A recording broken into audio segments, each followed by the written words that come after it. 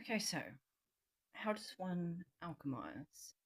To alchemize, the way I'm going to explain it, means to transmute energy from one form to another. Now, science wasn't my best subject, so I'm not going to go into that side of it. But the way to put it easily, lead is heavy weight, dead weight. We want to transmute lead into gold, bright shining radiance. So dead weight or heavy weight is emotional. Energy that we hold, that we harness, that we harbor, that we can transmute and use as fuel are our emotions. So in fact, one has more fuel, the more conflict, the more, I could go on, negative experiences that one's had, the more fuel they have, the more energy they have to transmute. That is the silver lining, that is the gift in pain and the transmutation of it. Pain is the gift given, but one must unwrap the parcel. One does that by turning the pain into a lesson, into joy, into giving, into growth, into presence, into seeing, experiencing, appreciating, respecting, knowing.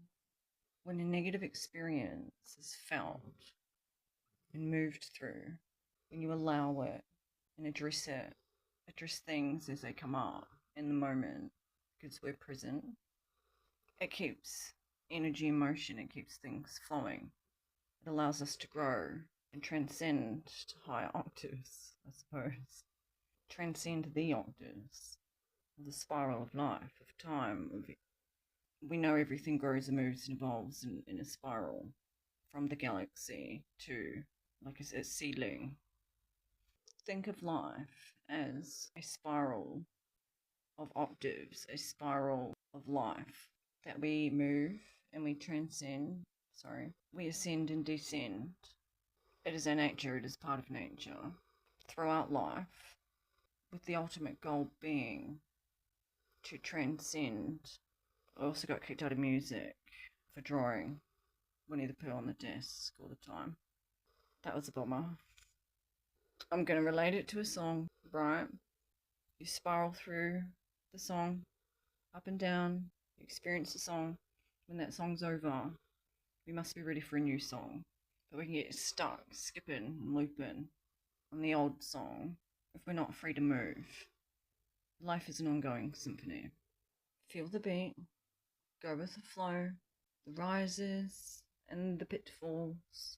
Feel the music, each wave, each emotion, and experience it. And then, like, in happy moments, we do what we do with that happiness, right? But in the negative moments, it's where we need to simply, not necessarily easily, but quite simply, we just need to do something productive after that emotion is felt. If we can stop ourselves from reacting emotionally, from having an emotional reaction, experiencing and upsetting negative emotion, situation, circumstance, person, place, if we can ride the wave of emotion through negative experiences and then put that experience to good use after we've been able to settle and come at it from a cooler, calmer, more collected space, that is where the transmutation happens. Now, there are times where, for example, in anger, one could go boxing, do boxing, you know what I mean? That is transmuting, but in a different way. That's more of an outlet. I feel like I wanted to say that's an outlet, whereas one can transmute more creatively and in tune with nature, simply by going with the currents and flow of self, allowing self to be, the authenticity of one's own nature. We are built to be in alignment, in harmony, in tune with nature. So if we actually allow ourselves to be, we become in sync with all that is, essentially. So that went a little bit off the wild path there. I think it made enough sense. So I'm gonna leave it there. Love you, angels. You got this.